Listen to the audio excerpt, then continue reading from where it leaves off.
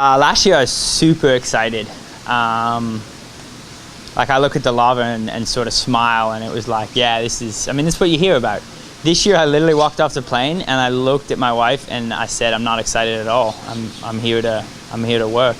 And it was sort of different. Like the next day I do my last year I got off the plane and ran a marathon the day after. And this year I ran 20 miles hard on the course. So I missed that last six miles or 10K. So instead of 42, I did 32. But it's at faster than race pace, just to stress the legs for the run.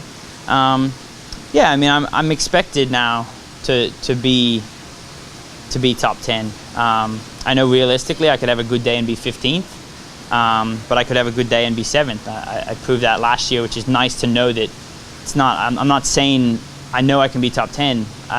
It was nice to do it last year to prove that I can. And it would be nice to improve on that. I mean, that's the goal, is to try and move past top 7.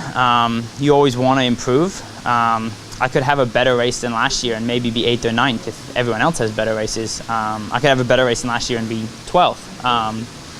But top 10, it's nice. I mean, for me, this is where you rank yourself against the best athletes in the world. To me, whoever wins is the best Ironman athlete. Crowe for 3 years, and to me, he was the Ironman champ, but he was the best Ironman athlete, and Macca and Freddie, and it doesn't, to me, the KPR ranking is cool. It does say who's had a good year, but if you win 3 Ironmans, but you come here and don't have a good one, and someone else has a good one here and wins, whoever wins this race, to me, is the best Ironman athlete around. This is sort of the statement, knowledge is danger, goes both ways. You definitely, knowledge can give you power and can definitely assist you, but it can go the other way as well.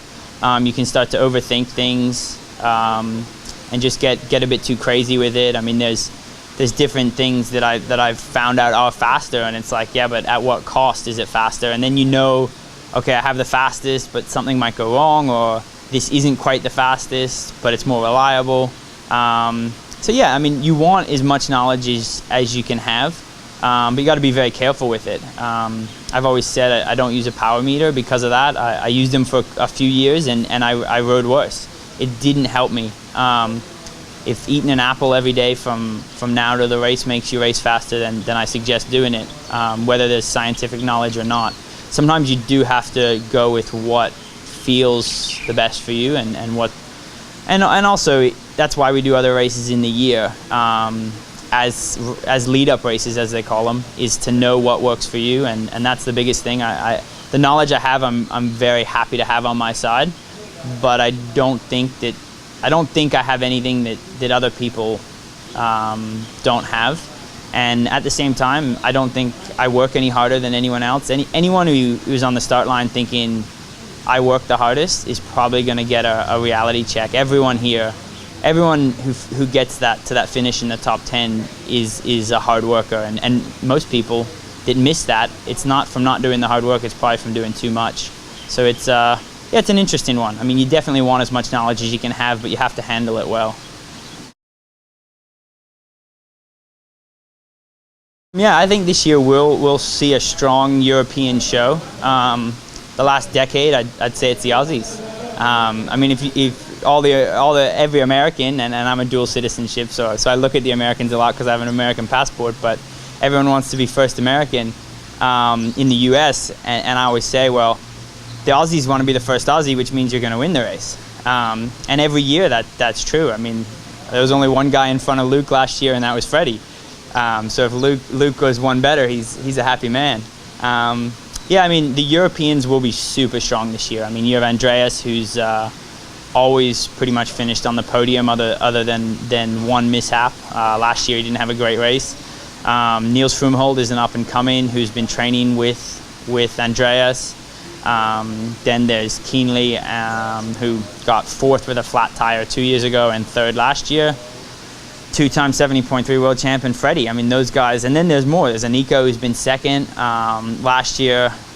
won Melbourne and Frankfurt. Like their depth is huge.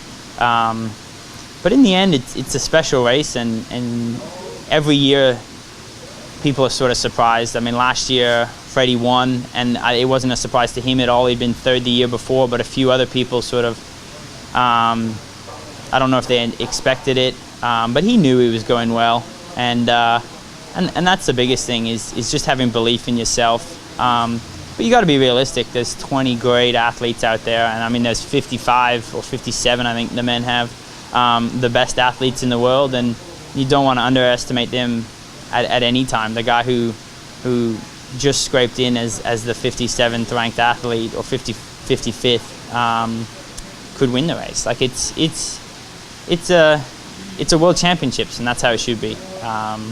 Deep in field, and it's going to be a tough day.